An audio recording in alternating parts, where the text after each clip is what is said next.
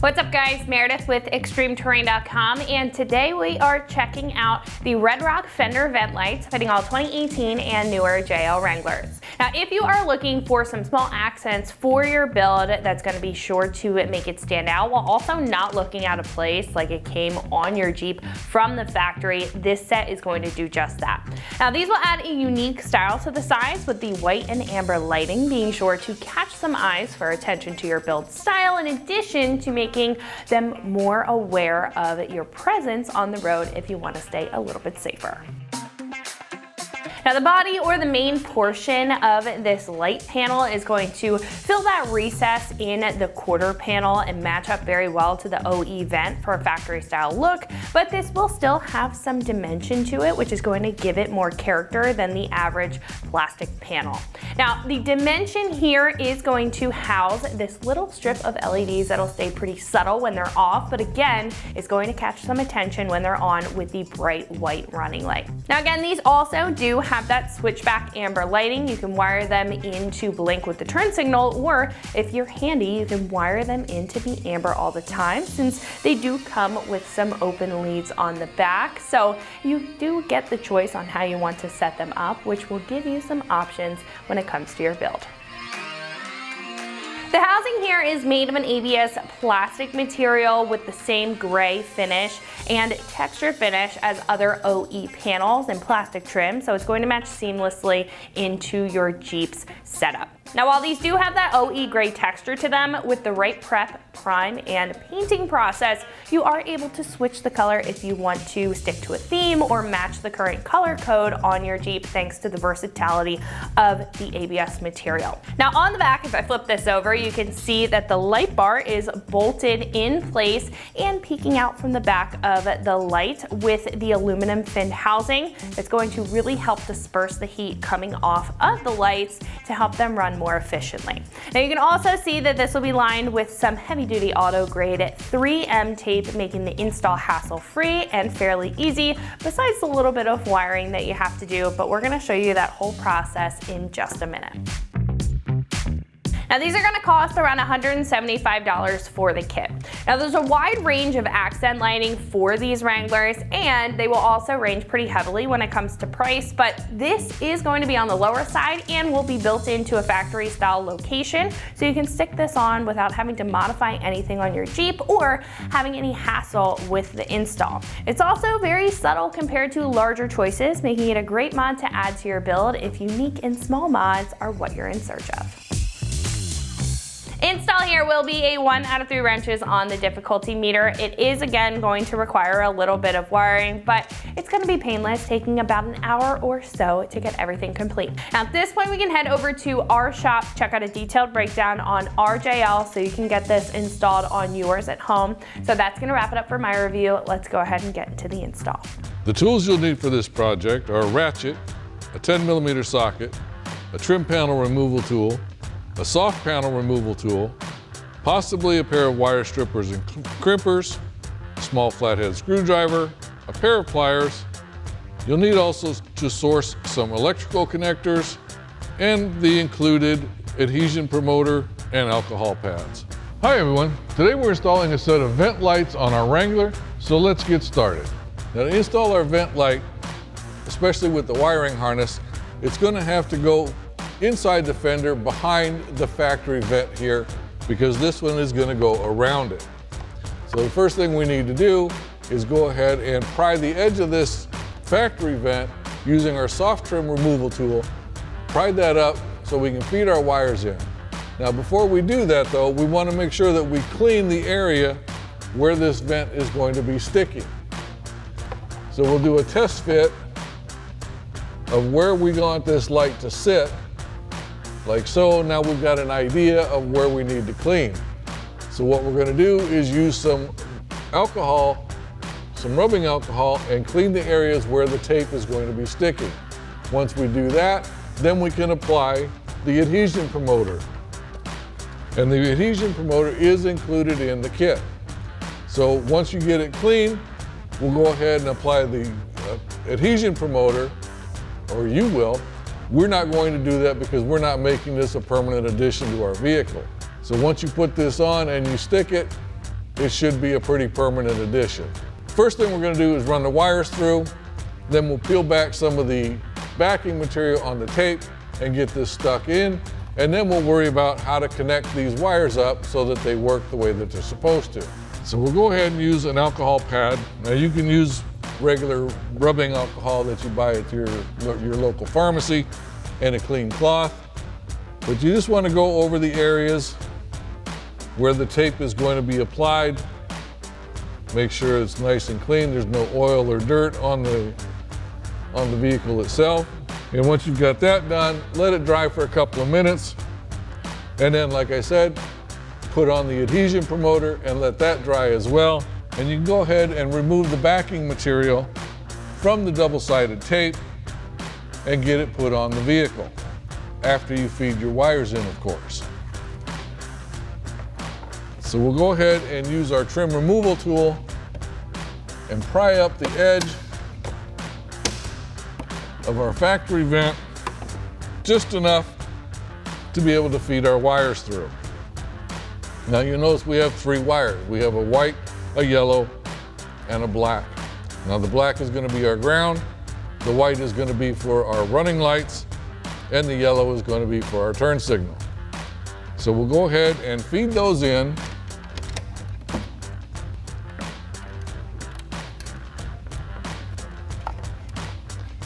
Now, at this point, you go ahead and remove your backing material. The other thing you want to make sure of is that there is an indentation here on this curved area here where the wires actually feed through. So you make sure that it's in there, that way it'll sit flush when we install it. Now, we're not going to remove all of the backing material like you would for your vehicle, because like I said, we don't want to make this a permanent addition. So we're just going to peel back some of the backing material, about 2 or 3 inches. And you can do the same thing on yours. Just on each end, like maybe the short ones, go ahead and remove it completely. On the longer ones, just go ahead and remove one end of it and just let it sit on the outside of the vehicle.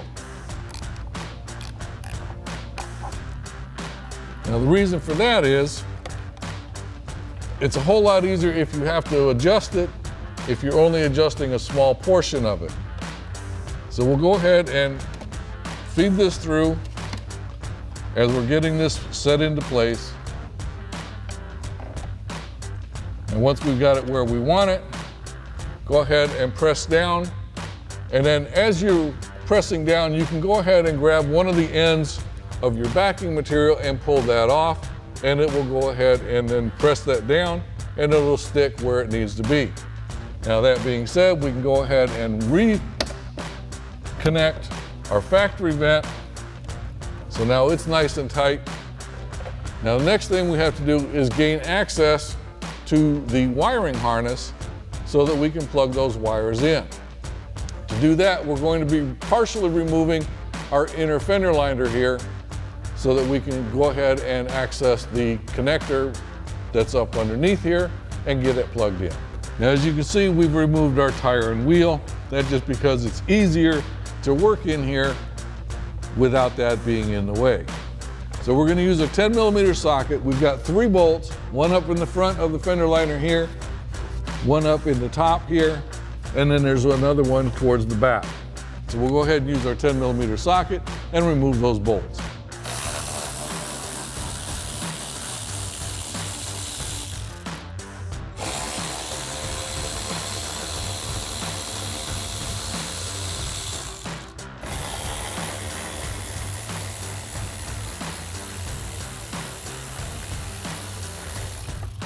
Now that you've got those out of the way, now we can use our other trim removal tool and start removing some of the push pins that hold this fender liner in. So we got one right here on the front edge. Slide this underneath the push clip, pry it away, and remove it. Now the rest of the push pins can be a bit interesting to try and get out as well because they are recessed. So if you grab a hold of the fender liner here and pull till it reaches one of the next push pins and firmly pull down on it, you can go ahead and pull that push pin out. And we'll do the same thing for the next one. And then one more. Now, once we've got that done, we can go ahead and fold our fender liner out of the way. Like so. And that's going to give us access to the turn signal and parking light connector that's right back here inside the fender well.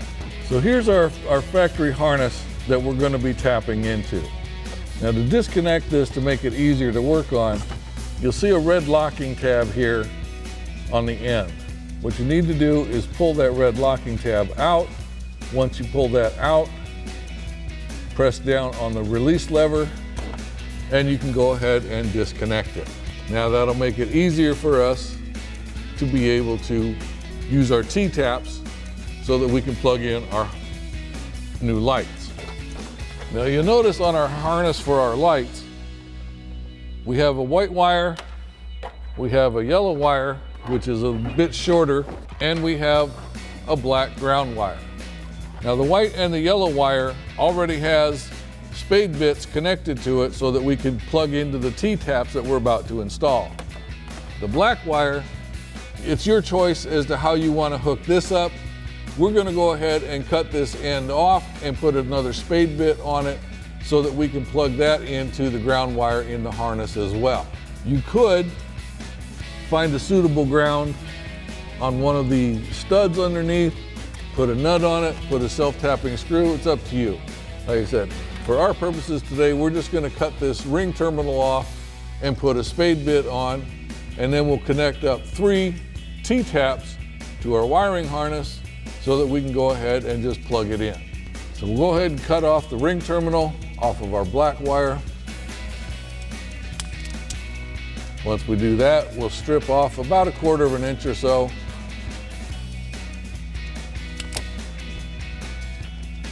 Go ahead and twist them together to keep them from fraying when we install it into the spade bit. Now these spade bits are also included in the kit. So we're just going to go ahead and insert that into the end. And then use our crimpers, we'll go ahead and crimp it on.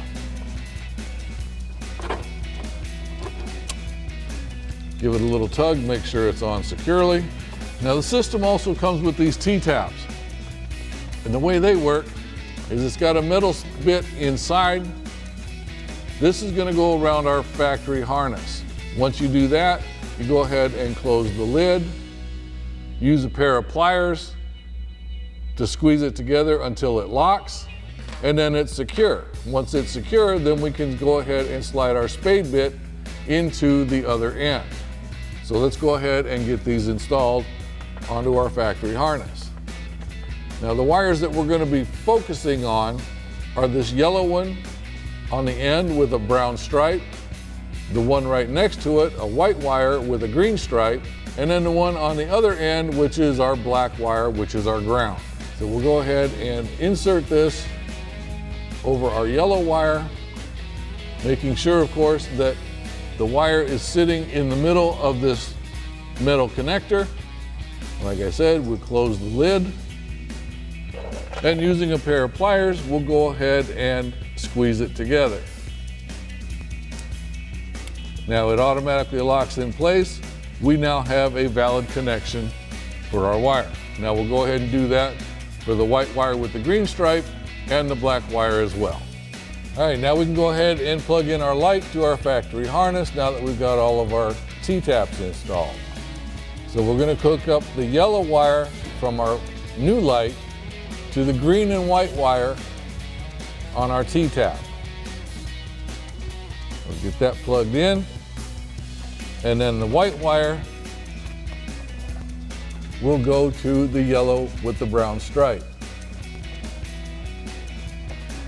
Then we can hook up our black wire to the black wire.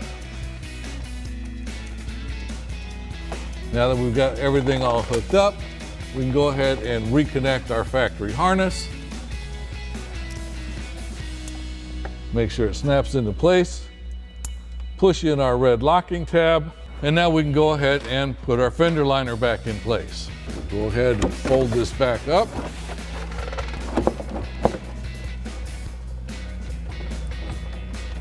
Go ahead and install our push pins.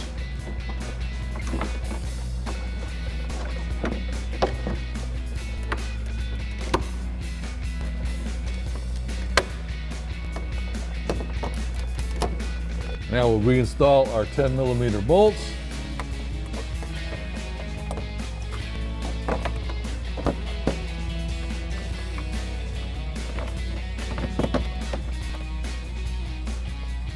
And tighten them down with our 10mm socket.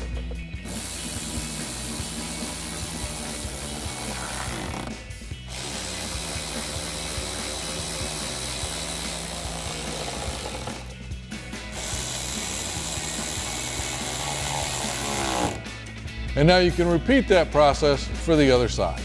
And that wraps up our review and install of the Red Rock fender vent lights for your 18 and newer Jeep Wrangler JL. Thanks for watching, and remember, for all things Wrangler, keep it right here at extremeterrain.com.